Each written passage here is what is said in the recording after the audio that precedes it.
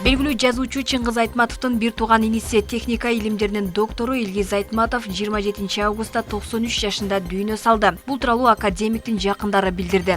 Илгиз Айтматов тоо-кен геомеханикасы боюнча адис 1990-жылдары 1993-жылдары Улуттук илимдер академиясына президент болгон. Анын илимий эмгектери негизинен кендерди коопсуз жана натыйжалуу иштетүү, чоң гидротехникалык курулуштарды куруу, айлана чөйрөнү коргоо, тоолуу аймактардагы табигый жана техногендик кыйроолорго арналган. 260тан ашык илимий эмгектин 15 ойлоп табуунун автору. Тоолуу аймактарда чыңалуунун калдыгынын секирик түрүндө бошонуусу жөнүндө илимий ачылыш жасаган.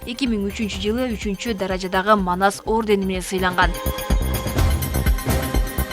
Чүй облусунун Жайыл районунда 134,73,600 сомго бааланган жер тилкеси мамлекетке кайтарылганын башкы прокуратура билдирди. Буга чейин көзөмөл органы текшерүү жүргүзүп 375 гектар жер жеке жактарга мыйзамсыз өтүп кеткени аныкталган. Жер тилке Дан мамлекеттик ишканасына таандык болчу. 2005-жылы алгач жергиликтүү бийликке өтүп, андан кийин жеке тараптарга берилип кеткен. Акт түзүлүп, андан соң жер тилкеси мамлекеттин балансына кайтарылган дешти башкы прокуратурадан. Финансы министрлиги мамлекеттик бюджеттеги убактылуу бош турган каражаттарды Кыргызстандагы коммерциялык банктарга жайгаштырууну көздөдү. Бул тууралуу аталган министрликтин сайтына жарыяланды. Маалыматта айтылгандай, бош каражаттарды жайгаштыруу боюнча сунуштарды Финансы министрлигинин конкурстук комиссиясы карайт. Жайгаштырууга каралган акчанын жалпы көлөмү 5 миллиард сом. 12 лотко бөлүнгөн, мөөнөтү 4 айга. Лоттун башында 100 миллион сом менен башталып, ай сайын 50 миллион сомдон кошулуп отурат. 9 лоттон тарта айына 100 миллион сомдон кошулуп, 11-лотто 700 миллион берилген соң, 12-лотто 1 миллиард сом коюлат. Депозиттик жылдык ставкасы 3,3% деп жазылган. Анда каражаттар жайгаштырылуучу коммерциялык банктарды тандоо сынагына сунуштар 29 сентябрь саат 18:00 чейин кабыл алынат. Мекеменин маалыматына караганда, бул министрлер кабинетинин 2022-жыл 11-марттагы номер 135 бюджеттин убактылуу бош каражаттарын коммерциялык банктарга жайгаштыруу тартибин бекитүү жөнүндө токтомуна ылайык ишке ашырылат. Министрликтин сайтында бюджеттеги бош каражаттарды буга чейин коммерциялык банктарга жайгаштыруудан алынган пайда тууралуу маалымат жок. Буга чейин социалдык фонддогу пенсиянын топтому бөлүгү коммерциялык банктарга депозит катары салынары тууралуу маалымат жогорку кеңеште кабарланган.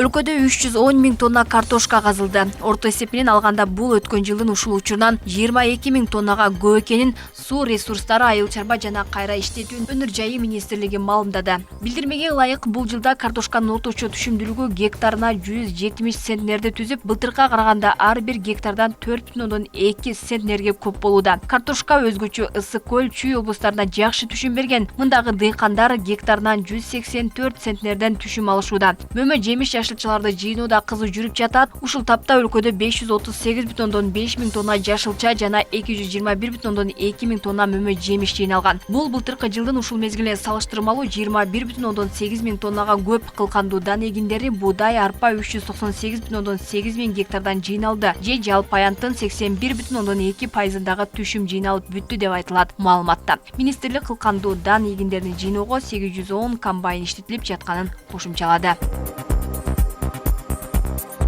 Кыргызстандын Өзбекстандагы соода өкүлчүлүгү картошканы сатуу үчүн Өзбекстандагы ири супермаркеттердин бири менен келишим түзүүгө ниеттенүүдө. Бул тууралуу экономика жана коммерция министрлигинин маалымат кызматы кабарлады. Билдирмеге караганда, учурда сүйлөшүү жыйынтыктоочу этабына келген. Кыргызстандын Өзбекстандагы соода өкүлү Алмаз Темирбеков үлгү катары Кыргызстандан картошканын 5 сортун көрсөткөн. Ал кыргызстандык жеткирүүчүлөр менен келишим түзүүдө колдоо көрсөтүүгө даяр экендигин билдирди деп жазылат маалыматта. Алдын ала макулдашуу боюнча коңшу өлкөгө жумасына 3 жолу 60 тоннадан картошка жеткирилип турат.